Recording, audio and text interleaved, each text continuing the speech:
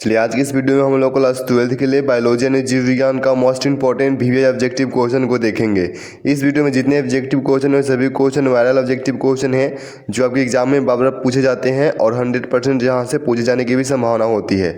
हम लोगों का टारगेट है कि आप सभी एग्जाम में 400 प्लस नंबर को लेकर के आएँ और जो बच्चे इस चैनल पर नए हैं चैनल को सब्सक्राइब कर लेंगे। चलिए आज का आप लोगों का पहला क्वेश्चन आता है पराग भीति होती है, यानी कि पराग भीति जो होती है वो कितने स्तरीय होती है। ऑप्शन आप लोग देख लेंगे। पराग भीति जो होती है वो कितने स्तरीय होती है, तो पराग भीति जो होता है वो द्विस्तरीय होता है। कितने स्तरीय होता है, तो द्विस्तरीय होता है। पराग भीति होती है तो द्विस्तरीय होती है। ऑप्शन बी आप लोगों का सही आंसर है और ये काफ़ी इंपॉर्टेंट ऑब्जेक्टिव क्वेश्चन है आपके एग्जाम के लिए। अगला क्वेश्चन है 2 नंबर, निम्न में से कौन उभयलिंगी पादप नहीं है। उभयलिंगी पादप कौन नहीं है, उभयलिंगी पादप कौन नहीं है, तो आपका हो जाएगा कौन सा, तो देखिए ऑप्शन ए है पपीता। पपीता जो है उभयलिंगी पादप नहीं है। ऑप्शन नंबर बी सरसों, सी है मक्का और डी है गुड़हल। यानी कि तीनों जो है ये तीनों आपके उभयलिंगी पादप हैं, लेकिन पपीता जो है यह उभयलिंगी पादप नहीं है। इसलिए आप लोगों का सही आंसर हो जाएगा ऑप्शन नंबर ए। आप लोग क्वेश्चन को ध्यान से देखेंगे, काफ़ी इंपॉर्टेंट है आपके एग्जाम के लिए। अगला 3 नंबर क्वेश्चन आता है वन्य जीव संरक्षण अधिनियम प्रस्तुत किया गया था। यानी कि वन्य जीव संरक्षण जो अधिनियम है वो कब प्रस्तुत किया गया था, ये काफ़ी इंपॉर्टेंट क्वेश्चन है। तो यह प्रस्तुत किया गया था लगभग 1972 में। कब प्रस्तुत किया गया था, तो 1972 में प्रस्तुत किया गया था। ऑप्शन नंबर ए आप लोगों का सही आंसर हो जाएगा। अगला 4 नंबर क्वेश्चन आता है विश्व में पाए जाने वाले जैव विविधता हॉटस्पॉट की संख्या इनमें से कौन सी है। यानी कि विश्व में पाए जाने वाले हॉटस्पॉट की जो संख्या है वो कितनी है, ये आप लोग बतानी है। तो कितने विश्व में हॉटस्पॉट की संख्या है, तो लगभग कितनी, 34 है। कितनी है, तो 34 है। सही आंसर आप लोगों का ऑप्शन नंबर सी हो जाएगा। काफ़ी इंपॉर्टेंट क्वेश्चन है। अगला 5 नंबर क्वेश्चन आता है वायु परागित पुष्प सामान्यतः होते हैं। यानी कि वायु परागित जो पुष्प हैं वो किस प्रकार के होते हैं सामान्यतः, तो देखिए जो वायु परागित जो पुष्प होते हैं वो आकर्षक होते हैं, छोटे होते हैं और रंगहीन होते हैं।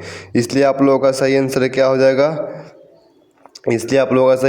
हो जाएगा, ध्यान देंगे। तो देखिए कैसा कैसा होता है, तो वो है आकर्षक, छोटे, रंगहीन। यानी कि वो आकर्षक नहीं होता है, छोटा होता है, रंगहीन होता है। इसलिए सही आंसर हो जाएगा ऑप्शन नंबर डी, बी और सी दोनों। यानी कि छोटा होता है और रंगहीन होता है।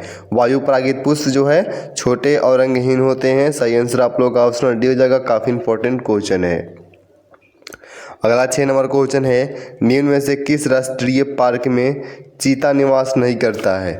यानी किस राष्ट्रीय पार्क में जो है चीता निवास नहीं करता है, तो यहाँ पे देखिए जिम कार्बोनेट इसमें निवास करता है। ऑप्शन बी है रणथंभौर, इसमें भी निवास करता है। ऑप्शन सी है सुंदरवन, इसमें भी निवास करता है। लेकिन चीता जो है गिर, देखिए गिर में जो है राष्ट्रीय पार्क में जो है, गिर राष्ट्रीय पार्क में जो है आपका चीता निवास नहीं करता है।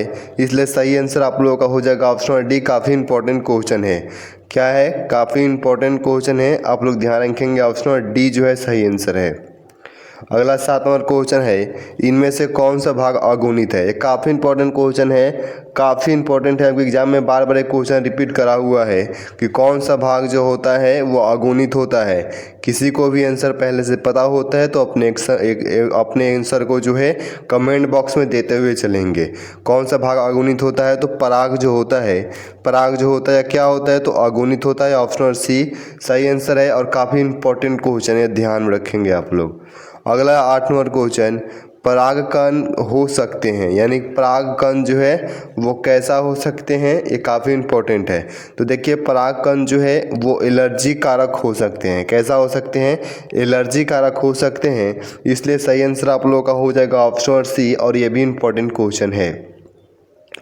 अगला 9 नंबर क्वेश्चन आता है राष्ट्रीय उद्यान में सुरक्षा प्रदान की जाती है। यानी कि राष्ट्रीय उद्यान में जो है सुरक्षा प्रदान की जाती है, किस चीज़ों की सुरक्षा प्रदान की जाती है, तो वहाँ पे पारिस्थितिकी तंत्र की सुरक्षा प्रदान की जाती है। सही आंसर आप लोगों का ऑप्शन नंबर सी है। यानी कि राष्ट्रीय उद्यान में जो है सुरक्षा प्रदान की जाती है तो पारिस्थितिकी तंत्र की सुरक्षा प्रदान की जाती है। सही आंसर आप लोगों का ऑप्शन नंबर सी है।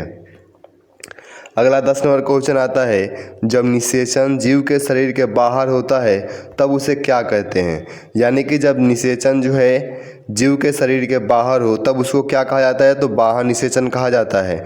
क्या कहा जाता है, तो बाह्य निषेचन कहा जाता है। ऑप्शन ए आप लोग ध्यान रखेंगे। और अंदर होता है निषेचन तो उसको आंतरिक निषेचन कहते हैं।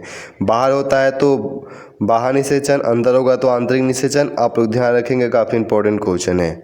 अगला क्वेश्चन आता है 11 नंबर, काजीरंगा राष्ट्रीय पार्क है, यानी कि काजीरंगा जो राष्ट्रीय पार्क है वह कहाँ पे है। ऑप्शन देखिए, केरल में, कर्नाटक में, बंगाल में और असम में। किस में है, तो आपका जो काजीरंगा राष्ट्रीय पार्क है यह है असम में। कहाँ पे है, असम में है। सही आंसर हो जाएगा ऑप्शन नंबर डी। अगला 12 नंबर क्वेश्चन आता है, भारत में जैव मंडल रिजर्व कब प्रारंभ किया गया था। भारत में जो जैव मंडल रिजर्व है वो कब प्रारंभ किया गया था, तो वो प्रारंभ किया गया था 1986 में। कब प्रारंभ किया गया था, तो 1986 में प्रारंभ किया गया था। सही आंसर आप लोगों का ऑप्शन नंबर सी है। अगला 13 नंबर क्वेश्चन है, इनमें कौन ठहरे हुए पानी में उगकर ऑक्सीजन को खींच लेता है। यानी कि कौन जो है ठहरे हुए पानी में उगकर ऑक्सीजन को खींच लेता है। ये काफ़ी इंपॉर्टेंट क्वेश्चन है, ये बहुत बार अभी एग्जाम में डायरेक्ट क्वेश्चन पूछा हुआ है। कौन सा जो है ठहरे हुए पानी में उगकर ऑक्सीजन को खींच लेता है, तो वो आप लोगों का होता है जलकुंभी। जलकुंभी जो होता है ये ठहरे हुए पानी में उगकर ऑक्सीजन को खींच लेता है। ऑप्शन ए सही आंसर है और काफ़ी इंपॉर्टेंट भी क्वेश्चन है, इसको आप लोग ध्यान में रखेंगे, काफ़ी इंपॉर्टेंट क्वेश्चन है। 14 नंबर क्वेश्चन, एनिमोफिली नामक परागण किसके द्वारा होता है। एनिमोफिली जो परागण होता है वो किसके द्वारा होता है, ये भी क्वेश्चन इंपॉर्टेंट है। किसके द्वारा होता है, तो ये होता है हवा द्वारा।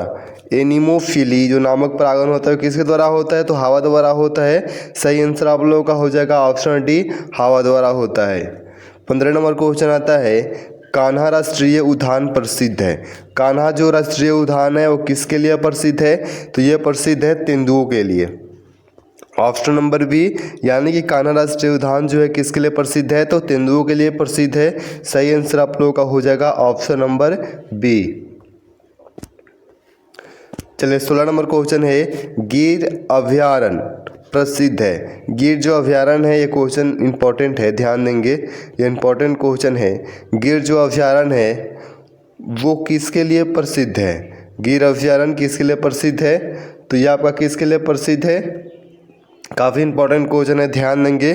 किसके लिए प्रसिद्ध है, तो ये जो है शेर के लिए प्रसिद्ध है। गिर अभयारण्य किसके लिए प्रसिद्ध है, तो शेर के लिए प्रसिद्ध है और ये इंपॉर्टेंट क्वेश्चन है।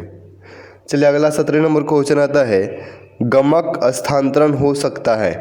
गमक जो स्थानांतरण है वो हो सकता है किसके द्वारा, तो देखिए जल द्वारा भी हो सकता है, वायु द्वारा भी हो सकता है, हवा द्वारा भी हो सकता है। यानी कि गमक का जो स्थानांतरण है वो तीनों के माध्यम से हो सकता है। इसलिए सही आंसर आप लोग का हो जाएगा ऑप्शन डी, इन सभी द्वारा। तो सही आंसर क्या हो जाएगा, तो डी आपका सही आंसर हो जाएगा और इम्पोर्टेंट क्वेश्चन है। अगला 18 नंबर क्वेश्चन, रेड डाटा पुस्तक में किस प्रकार के जीवों की सूची रहती है। इंपॉर्टेंट क्वेश्चन है, ध्यान देंगे। रेड डाटा जो पुस्तक होती है उसमें किस प्रकार की जीवों की जो सूची रहती है वो आप लोगों को बताना है, काफ़ी इंपॉर्टेंट क्वेश्चन है। तो देखिए ऑप्शन डी है दुर्लभ प्रजातियों का, ऑप्शन बी है विलुप्त प्रजातियों का, ऑप्शन सी है संकटग्रस्त प्रजातियों का। यानी कि इन तीनों प्रजातियों का जो तीनों प्रजातियों का जो सूची है, जीवों की जो सूची है वो रेड डाटा बुक में रखा जाता है। इसलिए आप लोगों का सही आंसर हो जाएगा ऑप्शन डी, इनमें से सभी। काफ़ी इंपॉर्टेंट क्वेश्चन भी है, एग्जाम में आया हुआ भी क्वेश्चन है, आप लोग ध्यान में रखेंगे। अगला 19 नंबर क्वेश्चन है, सुंदरवन का संरक्षित जैवमंडल भारत के किस राज्य के अंतर्गत है।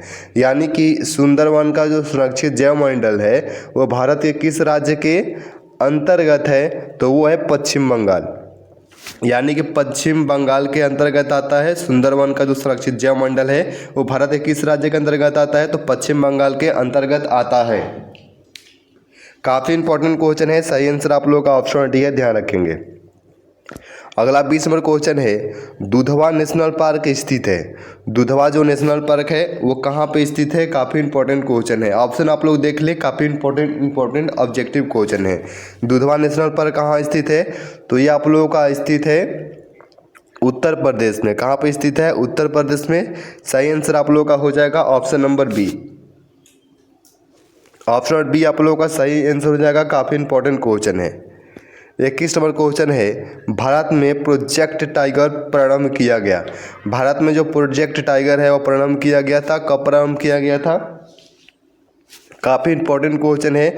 यानी कि ये जो है ये 1973 में प्रारंभ किया गया था। यानी कि भारत में जो प्रोजेक्ट टाइगर है वो कब से प्रारंभ किया गया था? तो 1973 से प्रारंभ किया गया था। सही आंसर हो जाएगा आप लोगों का ऑप्शन नंबर ए।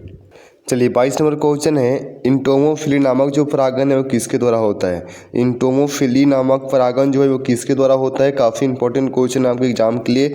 काफ़ी बार ये क्वेश्चन आपके एग्जाम में आ चुका है। इंटोमोफिली नामक परागन किसके द्वारा होता है? तो कीड़ा द्वारा होता है।